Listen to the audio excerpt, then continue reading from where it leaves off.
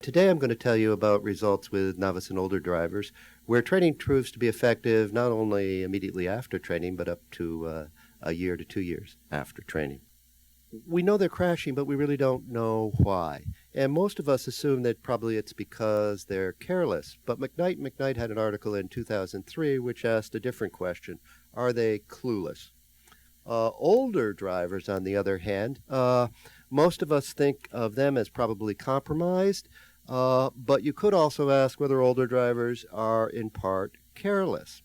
The research in our lab has led us to some surprising answers, some answers we really didn't think would be the ones that we identified over time.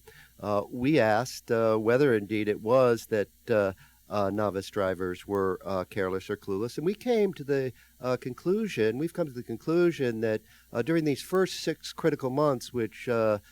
McCart has talked about, during these first critical months, 6 critical months, it's largely that the novice drivers are clueless.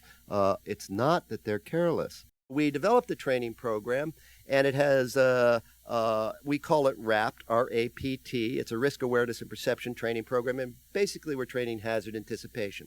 99 out of 100 drivers crash while they're texting, even though they know that they're being measured on this. Older drivers, angle crashes are the big problem. 50% of all fatals are at intersections. So we asked, what was the problem at intersections? At an intersection, you need to take a secondary look. We guessed that might be the problem. So we asked, what percentage of younger drivers and what percentage of older drivers look both left and right on the driving simulator? 72% of the younger drivers look best left and right. 5.5% of the older drivers look both left and right. This was just horrifying. So we asked whether we could train it. We now knew secondary looks were a problem. Could we train it?